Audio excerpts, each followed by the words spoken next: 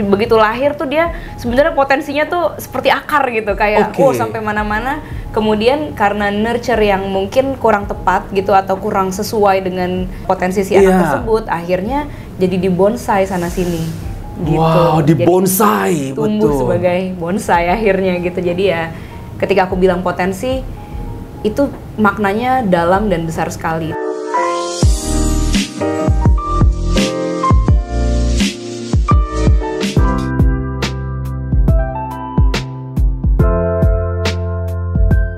Semua orang dikaruniakan talenta oleh Sang Maha Kuasa.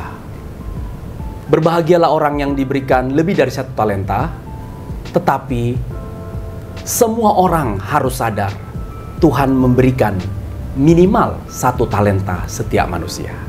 Itulah yang disebut karunia. Dan tugas kita manusia adalah menemukan talenta itu, mengembangkan dan menggunakannya untuk kehidupan yang lebih baik. Tamu saya hari ini, tamu yang menurut saya bukan hanya bertalenta, tapi terus menggali talenta-talenta yang dia punya. Sehingga di rentang waktu berkarir 22 tahun, talentanya terus tergali dan menemukan hal-hal baru di perjalanan karirnya. Kita sambut bersama sahabat saya, Mbak Andi. Ramai sekali di sini. Thank you banget. Thank you loh waktunya. Sama-sama, aku juga terima kasih banyak sudah diundang ke sini. Thank you. Dan ngobrol-ngobrol sama Mas Jaja. Mungkin ini akan jadi nih, semua orang manggilnya Bang Jaja, tapi karena aku orang Jawa, dari kemarin kalau WhatsAppan kita selalu ngomongnya Mas Jaja, Mas Jaja. Kayaknya aku doang yang manggilnya Mas. Nggak apa-apa nggak? Nggak apa-apa. Mas, Bang, itu semua bahasa yang diterima di Indonesia. Kakak boleh, kakak. Kakak juga boleh. Mbak Adin, saya akan memulai pertanyaan dengan satu hal yang saya dapat dari berita yang saya lihat. Ini kalimat yang disampaikan oleh Mbak Adin di sebuah acara Kartini. Semua orang harus bertanggung jawab pada potensi dirinya masing-masing. Tugas kita adalah mengembangkan dan mengeluarkan potensi itu. Jangan pernah keluar dari potensimu. Realisasikan potensimu dengan berani. Mbak Andin, tadi malam saya baca, sampai sekarang saya baca statement yang begitu kuat. Realisasikan potensimu. Tapi kan sebelum direalisasikan, orang harus menemukan. Betul.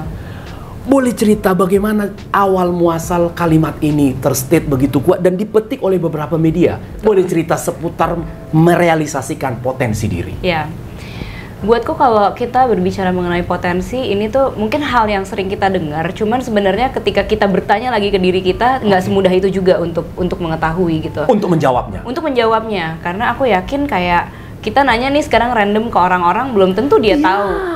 Belum tentu dia tahu dan dia paham dan dia jalani gitu, apalagi dijalankan kan. Jadi aku percaya dari beberapa tahun belakangan ini aku semakin mendalami jiwa manusia gitu ya.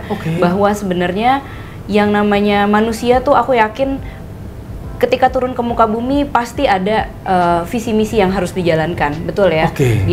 Dia pasti punya vision, dia punya sebuah misi hidup dan sudah pasti punya potensi. Nggak mungkin Tuhan tidak menurunkan dengan potensi gitu ya.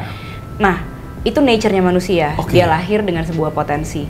Cuman permasalahannya kita nggak tahu bagaimana dia ini akhirnya mengarungi kehidupan, bagaimana dia di-nurture, harapan dari orang tua, atau lingkungannya seperti ini, seperti A gitu, padahal dia terlahir sebagai B, misalnya begitu. Kemudian dia beranggapan, oh karena keluarga saya sudah A, berarti saya juga harus A, misalnya begitu. Atau dari lingkungan pertemanan misalnya, sehingga dia percaya bahwa dia itu sama seperti teman-temannya gitu. Jadi akan banyak sekali hal-hal yang terjadi selama nurturing gitu, nurturing proses itu. Gitu. Atau jadi, mungkin dia di lingkungan orang-orang yang ya beginilah kehidupan di tempat saya. Ya saya kan seperti ini. Iya betul. Jadi semua seperti disamaratakan. Nah sebenarnya nature dan nurture ini kan adalah dua hal yang sangat berbeda gitu. Nature dan nurture. Nurture, Jadi ketika orang terlahir dengan potensinya tuh nature-nya seperti itu. Tapi seperti apa dia bertumbuh itu nurturing-nya yang seperti apa gitu. Sehingga aku yakin banyak sekali dari kita yang mungkin itu nggak orang juga pasti nggak sadar gitu ya, terjadi clash di dalam dirinya gitu. Kenapa sih kok katanya kalau misalnya kita udah kerja mati-matian, kita pasti akan meraih sukses. Misalnya begitu. Tapi kok gue nggak sukses-sukses ya gitu. Bahkan ada orang bilang sampai gue pensiun, begini-begini aja. Nah, jangan-jangan sebenarnya bukan di situ potensinya gitu kan? Atau ada juga orang-orang yang misalnya sebenarnya nih aku udah kayak meraih sukses seperti apa yang dikatakan orang. Uangnya banyak, mobilnya banyak, rumahnya bagus. Tapi kok hatinya nggak konten? Hatinya kok kayak nggak enak terus gitu. Jangan-jangan sebenarnya memang bukan itu yang dia cari dan yang seharusnya dia jalankan sebagai misi kehidupannya. Gitu kan. Jadi sebenarnya ketika kita ngomongin potensi, akhirnya juga bukan hanya di permukaan akhirnya jadinya gitu, tapi lebih seperti apa yang dia emban dalam hidupnya gitu. Jadi bukan hanya yang dilakukan, tapi dari tujuannya, dari seperti apa dia menjalankannya, itu semua akhirnya terangkum dalam sebuah kata potensi tersebut gitu. Jadi ketika kita mencoba keluar dari situ, akhirnya kita seperti kayak menyelingkuhi diri sendiri gitu ya. Gitu, karena sebenarnya bukan di situ kita wilayahnya gitu atau perannya. Wow, baru bagian awal saya menemukan dua suku kata ya, nature dan nurture. Artinya lahir secara natural dan bagaimana dia pola asuh. Iya, pola asuh. Dan kebanyakan orang tidak keluarkan potensi terbaiknya karena di poin kedua, pola asuh. Belum lagi di masa dahulu kan ada orang tua yang berprofesi tertentu, Sela ini sudah cukup umum, nggak apa-apa saya sebut. Di kalangan dokter, Mbak Andin, selalu ada dokter atau misalnya di angkatan misalnya, atau hukum atau pengajar. Hal-hal yang seperti itu pun juga pernah tercetus dari orang tuaku gitu ya. Mama papa kan dari UI, kamu juga harus masuk UI ya gitu. Jadi ada hal-hal yang seperti itu gitu. Jadi ya sebenarnya ada aja mungkin kayak potensi anak tuh liar gitu ya, begitu lahir tuh dia sebenarnya potensinya tuh seperti akar gitu, kayak sampai mana-mana. Kemudian karena nurture yang mungkin kurang tepat gitu atau kurang sesuai dengan potensi si anak tersebut, akhirnya jadi dibonsai sana sini gitu. Wow, dibonsai, tumbuh sebagai bonsai akhirnya gitu. Jadi ya ketika aku bilang potensi itu maknanya dalam dan besar sekali, tapi itu bukan tidak mungkin ketika kita sudah terlanjur gitu ya. Dalam arti ketika kita sudah dewasa, kita bisa menemukan potensi itu kembali gitu. Ya pastinya kan, nggak ada kata terlambat. Jadi kita bisa menyelami diri lagi gitu ya. Kemudian kita coba menelusuri apa yang kita suka, apa yang hatinya sebenarnya mau, apa yang nyaman, dicoba lagi gitu. Sehingga kita bisa menemukan potensi kita, berlian kita yang sesungguhnya gitu. Jadi berlian sekalipun akan tidak ada artinya kalau tidak dipoles. Tidak diasah. Sama dengan lulusan S3 dari US, itu akan kerdil kalau begitu dia ditaruh di tempat kerja, dia hanya disuruh jadi notulen meeting. Karena banyak tuh BOD, aku mau notulen meetingnya yang bisa bahasa Inggris. Gitu. Aku mau notulen meetingnya itu yang nggak perlu saya jelaskan terjemahan. Jadilah dia pulang dari Amerika, S3, masuk di lingkungan korporasi, seolah tapi keren gitu ya. Tapi kerjanya notulen meeting. Untuk kepuasan sang manajemen cocok. Cocok. Betul. Karena dia nggak repot menyuruh dan menerjemahkan, tapi potensinya tidak keluar. Betul. Dan di situ mulai terjadi keresahan. Orang bilang posisiku bagus, orang bilang aku dekat dengan pengambil keputusan. Tapi kok saya nggak all out keluarnya? Dan ketika ada konflik tersebut, itu adalah gerbang masuk di mana kita bisa bertanya ke diri kita sendiri dan menelusuri. Gitu. Wow, Mbak Andin, aku sudah kenal Mbak Andin beberapa waktu dan kita sering chat, kita sering ketemu. Tapi memang waktu tidak bisa sebanyak ini berdiskusi. Seneng ya? Aku seneng banget. Aku bersyukur dan aku belajar. Jadi orang bilang nih punya podcast itu sebagai personal branding, itu nggak salah, benar. Orang bilang punya podcast itu tuh seperti virtual windows, betul. Tapi for me, punya podcast itu adalah cara saya terbaik untuk belajar. Aku setuju. Mengundang tamu-tamu yang punya kekuatan di masing-masing bidang. Sebelum saya siarkan, sebelum saya sampaikan ke publik, saya sudah belajar duluan. Keren. Semoga semuanya juga bisa belajar barengan. Betul. Kita banyak belajar dari Mas Jaja. Karena cara belajar terbaik adalah mengajar. Sekarang saya balik. cara mengajar terbaik, belajar dulu. Jadi itulah yang saya lihat dan saya yakini dan saya mantap sekarang mengatakan, yang Mbak Andin lakukan kepada dua putra Mbak Andin ternyata itu membiarkan anak-anak itu sejak balitanya menemukan potensi dirinya dengan memberikan beberapa alternatif, bermain ke alam, makan sendiri di usia balita, nge-gym, olah tubuh. Itu yang mendasari supaya mereka keluarkan potensi dirinya.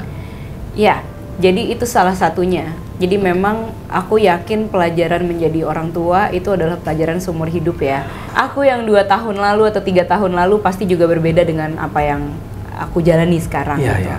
Tapi menjadi seorang orang tua, menjadi seorang ibu itu juga aku banyak sekali nge-switch aku. Itu menjadi titik balik sama seperti acaranya. Iya, titik balik. Menjadi seorang ibu adalah titik balik yang sangat-sangat luar biasa dan sangat putarannya 180 derajat kali ya. Karena di situ aku jadi banyak belajar pemahaman baru mengenai kehidupan sendiri, mengenai diriku sendiri gitu yang tadinya aku pikir waktu aku pertama kali punya anak hamil gitu ya, aku hamil, aku yakin aku tuh nggak pantas hamil karena nggak bisa jadi seorang ibu menurut aku. Karena selama ini aku ngerasanya kayaknya gue udah nyaman hidup kayak gini, terus masa sih nanti kalau misalnya ketambahan anak berarti tanggung jawabku makin banyak dong, kayak harus gini, harus gitu, kerepotan juga repot apa gitu kan. Bagaimana pula dengan karir gitu kan? Tadinya aku nggak bisa menerima itu sampai akhirnya aku nangis gitu kan. Tapi lama-kelamaan karena aku merasa diriku tuh nol, aku bilang ke Tuhan, Tuhan, aku bener-bener nggak tahu apa-apa deh. Ini sekarang aku nol, sama sekali nggak tahu apapun tentang bagaimana caranya hamil nih 9 bulan, terus melahirkan, terus punya anak. Jadi tolongin aja deh, tolongin aku untuk kasih tahu aku, temuin aku sama orang-orang yang bener-bener perlu aku belajar dari dia gitu. Ya udah, jadi dari situ akhirnya mungkin karena aku juga ada di posisi netral ya, jadi nggak ada sok taunya gitu, jadi netral aja deh udah. Jadi aku anggap aku nggak tahu sama sekali, jadi aku dipertemukan lah dengan orang-orang yang aku rasa memang sejalan gitu sama aku, gitu. Jadi dari situ akhirnya hamil, melahirkan, punya anak. Itu pun orang-orang juga bilang kayaknya kok dari segi cara dan segala macam gitu kayaknya ada pemahaman yang cukup berbeda gitu. Tapi aku yakin setiap keluarga kan punya pilihannya masing-masing, sangat bergantung pada bagaimana preferensi dan kenyamanan mereka gitu ya. Tapi ya aku alhamdulillahnya bisa satu suara sama suamiku sehingga kita bisa menjalankan pilihan-pilihan kita bersama-sama gitu. Dan di putra kedua, yang sudah menemukan banyak hal di putra pertama, ada titik balik lagi kan? Ada titik balik. Bagaimana lagi. sang abang ini menerima sang adik? Oh iya banget. Iya kan? Iya. Kalau waktu sendirian, seluruh perhatian tercurah ke dia. Iya. Dan bukan salah anak-anak kalau ada rasa cemburu, pasti dong. Betul. Tapi memberi pemahaman kepada anak pertama itu titik balik juga loh. Iya. Itu aku juga sempat bilang kok ke anakku yang pertama. Karena gini, waktu itu kalau aku dilihat dari kayak banyak hal ya, mungkin saudara-saudaraku dan yang lainnya, kayak nanti pokoknya harus sayang kalau sama adek, harus ini, harus itu gitu. Tapi setelah aku pikir-pikir, dia kan nggak kenal gitu sebelumnya, dia nggak ngerasa hamil, dia nggak kenal kan sebelumnya. Jadi aku bilang, kau nanti aku tuh akan punya anak lagi, jadi kamu akan punya adik nih, lihat perutku besar ya. Tapi nanti kalau dia langsung dia keluar, kamu nggak harus langsung sayang sama dia. Aku mengerti kalau kamu nggak sayang, kayak gitu. Tapi kita harus bantu dia. Karena dia kan belum tahu apa-apa, belum bisa ngapa-ngapain gitu. Jadi aku lebih mencoba untuk menumbuhkan rasa empatinya ketimbang sayangnya. Karena kalau sayang aku yakin seiring berjalannya waktu pasti akan tumbuh sendiri gitu. Karena mereka hidup berbarengan, mungkin lihat lucu dan segala macam gitu. Gitu.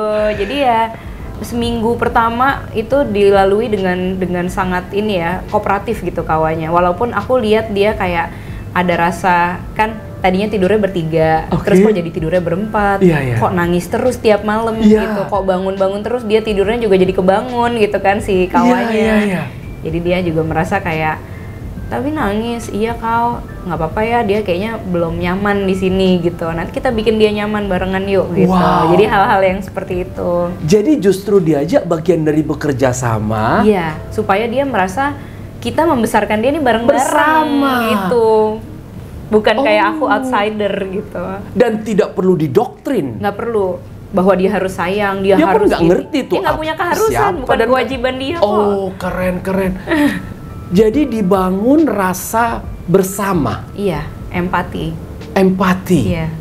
Dan empati ini akan mengantar dia ke perjalanan menyayangi. Betul. Coba didoktrin dengan sayang. Kenapa? Iya, dia akan timbul banyak pertanyaan. Kenapa tiba-tiba aku harus sayang? Kenapa tiba-tiba dia begini, begitu gitu. Oh. Mbak, keren banget, Mbak. Jadi pemilihan kata itu mempengaruhi sekali tindakan anak-anak. Sangat-sangat mempengaruhi. Sangat mempengaruhi. Tujuannya sebenarnya sama dengan bilang, kamu sayang kan tujuannya pasti sama dengan kita bangun yuk kenyamanan buat dia. Tujuannya sama, tapi pemilihan kata yang tidak sama membuat persepsi perasaan dan tindakan. Mindset, feeling, and tindakan. Ya. Karena ketika kita ngomongin harus, berarti ketika dia tidak melakukan yang seperti kata harus, berarti dia salah. Iya. Karena di luar dari keharusan betul. gitu. Wow. Jadi kita mencoba untuk ayo barengan gitu. Dan kalau suatu hari dia pun merasa berat melakukan, Nggak kita apa-apa. bantu dia. Iya. Apa yang kita bisa lakukan supaya kamu mudah? Iya.